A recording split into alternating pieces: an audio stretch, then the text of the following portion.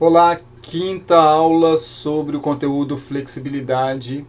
Nesta aula eu vou falar para vocês como aumentar a amplitude mioarticular, ou seja, como melhorar a flexibilidade articular. E eu vou apresentar para vocês os mecanismos disso para que não se fique dependente de receituário, de receitas de exercício, por exemplo. Para que você não fique dependente de livros do tipo 1000 exercícios para flexibilidade. Se a gente entender a mecânica, a lógica, você não vai precisar mais do que uma simples compreensão para tomada de decisão. Então, a ideia aqui é a gente fazer uma emancipação cognitiva nesse sentido. Então, como aumentar a flexibilidade? O raciocínio é muito simples. É tensionar o grupo mioarticular ou miotendíneo articular no sentido oposto à sua ação motora. Embora bastante simples, mas falando rápido assim pode parecer algo complicado, mas nós temos que tensionar o grupo mioarticular num dado sentido, e esse sentido é oposto à própria ação do músculo. Eu vou mostrar adiante isso de forma ilustrada, que vai ficar mais fácil de entender. Então, eu vou dar isso aqui como exemplo. Imagine o seguinte, e aliás eu peguei este exemplo aqui exatamente porque nós temos no quadríceps, um dos músculos é biarticular, que é o reto femoral, então ele nasce lá no quadril e termina lá no tendão patelar, como os outros. Ou seja, o reto femoral começa no quadril, mas os outros três músculos, que são os vastos, vasto lateral, medial e intermédio, eles nascem no fêmur. Hoje se fala de um outro músculo do quadríceps, mas não vou entrar nesse mérito não. Deixa isso para outra hora. O que nós temos que... Então imagine o seguinte, se o seu interesse é, eu quero alongar a musculatura do quadríceps. Qual é a primeira coisa, a primeira questão que precisa vir na sua cabeça? Se você quer alongar a musculatura do quadríceps, você tem que se perguntar qual é a ação motora do quadríceps? Então vejamos. A ação do quadríceps, fundamental, a mais importante, é a extensão do joelho. Mas, isso os vastos e o reto, todos eles, na verdade, extensão do joelho. Mas o reto femoral, ele também faz a flexão do quadril.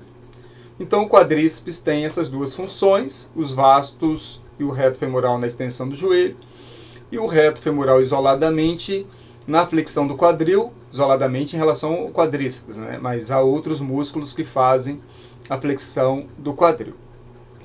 Então eu já sei, veja, eu já sei que esse movimento aqui, a extensão do joelho, quem faz são todos os músculos, sendo que os vastos só tem essa ação, e na posição que essa moça está, o reto femoral deve ter uma ação menor, porque ela está com o quadril flexionado, então o reto femoral deve ficar um pouco mais encurtado, e os vastos, em termos de predominância, devem ter um pouco mais de ação proporcionalmente ao reto femoral. Então, os vastos fazem a extensão do joelho, e o reto femoral, além da extensão do joelho, faz isso aqui, flexão do quadril.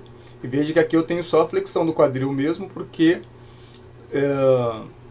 o joelho está basicamente do mesmo jeito, né? Tem só uma flexão, mas aí não tem nada a ver com a musculatura do quadríceps. Pois bem, se eu sei que os vastos fazem a extensão do joelho, o que eu tenho que fazer para alongar os vastos? Eu tenho que fazer um movimento no sentido oposto à ação deles. A ação dele é a extensão do joelho. Para alongar os vastos, eu preciso levar para trás. Eu vou mostrar daqui a pouco uma outra ilustração. No caso do reto femoral, além dessa extensão do joelho, eu também vou alongar o reto femoral se eu fizer a extensão do quadril. Porque se o reto femoral faz a flexão do quadril, significa que se eu estender o quadril, eu vou alongar o reto femoral. Vejamos este exemplo aqui. Então, para eu alongar, dando ênfase, alongar de forma prioritária os vastos, exercícios como esse aqui, porque é exatamente uma ação oposta à função. Então, a função dos vastos, extensão do joelho. Para eu alongar os vastos, basta eu fazer flexão do joelho, obviamente forçando, e isso a gente vai falar mais adiante, ou seja, eu preciso passar, trabalhar forçando essa musculatura, estendendo essa musculatura para um certo nível que eu vou falar daqui a pouco. Neste caso aqui, bom, voltando rapidamente aqui, claro que aqui você também está alongando o reto femoral, mas você alongará mais o reto femoral se você fizer a extensão do quadril, como neste caso aqui, ó. Então, a moça está usando o solo, a ilustração, né? Está usando o solo, e veja que ela, ao se projetar para frente, ela está forçando o segmento para trás e alongando perceba que há uma extensão do quadril, né? O quadril há uma mudança. E então ela estará alongando o reto femoral também. Bom, você pode estar pensando assim, mas não precisa dessas dicas todas, é perda de tempo, está falando coisa que é muito simples, porque você poderia dizer assim, é muito simples perceber quando é que eu estou alongando o músculo, mas aí você precisa ter bastante cuidado. Há músculos que é bastante fácil perceber, porque são músculos superficiais, grandes, e que a gente percebe o estiramento. Exemplo, peitoral. Eu, ao forçar o braço numa dada direção, eu sinto o peitoral sendo tracionado, então fica fácil de eu perceber que o peitoral está sendo alongado. Mas tem músculos que a coisa não é tão simples assim. Se eu pergunto para você, por exemplo, músculos menos conhecidos ou não tão superficiais, como que você faria para alongar? Como que você faz para alongar, por exemplo, romboide? Como que você faz para alongar o quadrado lombar? Como que você faz para alongar o ancônio? Como que você faz para alongar o piriforme e os outros músculos pelvitrocanterianos? Então, esses músculos todos que eu acabei de falar aqui, que são menos óbvios, e indo para os músculos mais profundos, por exemplo, os serráteis, se você for só por essa lógica da sensação, você vai ficar bem perdido. Alguns músculos, como o próprio quadríceps, não precisaria realmente da dica que eu estou dando. Mas ela é bastante importante para músculos que você não conhece tão bem. Então vamos dar o exemplo do romboide, que não é um músculo tão difícil, a maior parte de quem está na educação física compreende bem o romboide. Mas imagine que você queira alongar os romboides, que são duas porções. Primeira pergunta, o que o romboide faz? Então, se o romboide faz uma aproximação da escápula, para alongar romboides eu preciso fazer alongamentos no sentido de afastar as escápulas.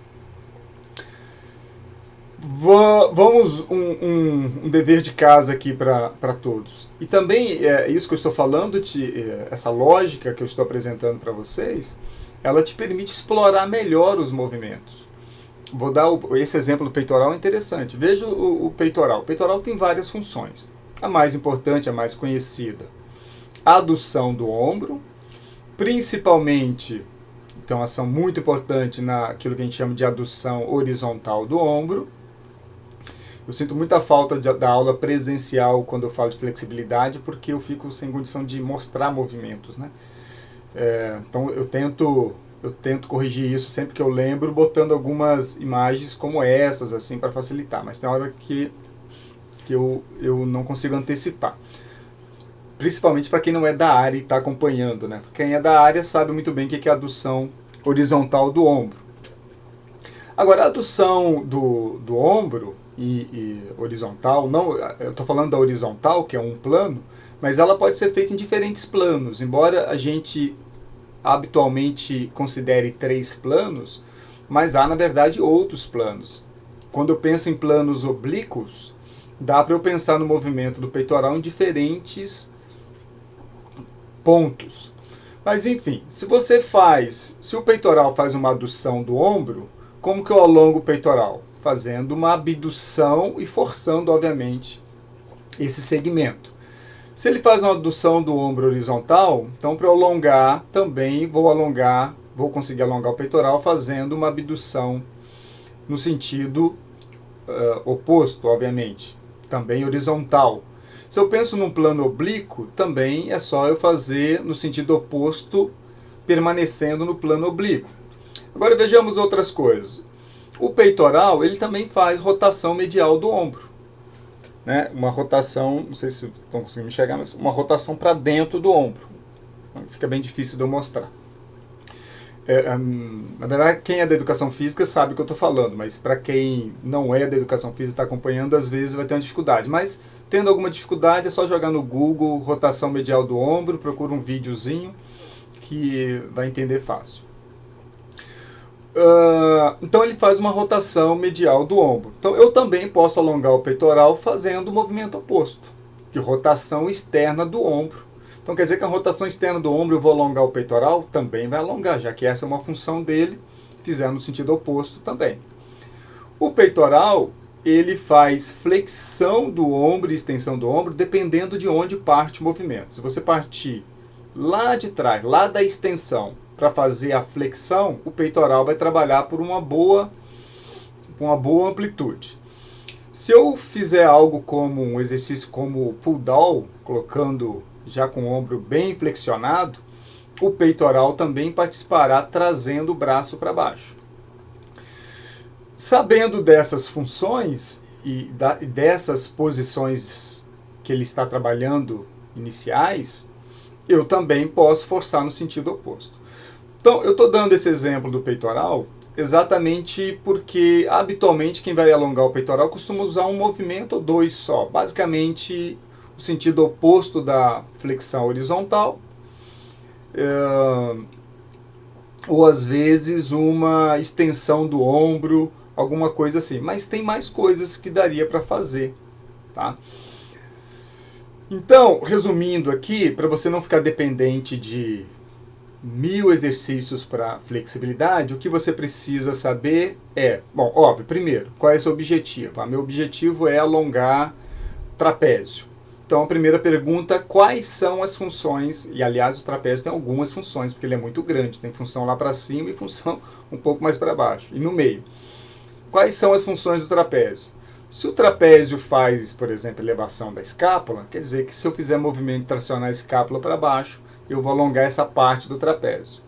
O trapézio faz aproximação das escápulas, quer dizer que se eu fizer movimento para fazer um afastamento das escápulas, ele também vai trabalhar. Então a primeira pergunta é essa, qual é a função? Você sabendo a função, e aliás, para saber a função hoje é muito fácil, quase todo mundo tem um smartphone na mão, basta jogar na internet e acha, se você não tiver memória para tudo, essa memória externa que nós temos chamada smartphone te ajuda. É só jogar ali que ele vai te lembrar.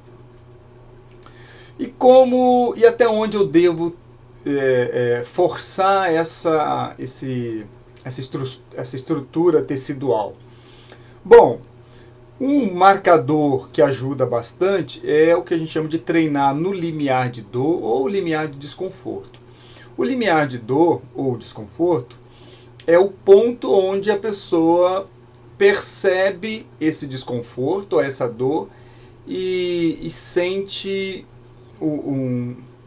uma vontade, um pedido de parar. Imagine, você está lá, você vai alongar vai fazer um alongamento no ombro, né, para o peitoral, você está fazendo isso com um cliente, está levando o braço, obviamente devagar, e você vai pedir para a pessoa, na hora que você sentir um desconforto que sinalize para você uma vontade de parar, de que eu pare, você manifeste.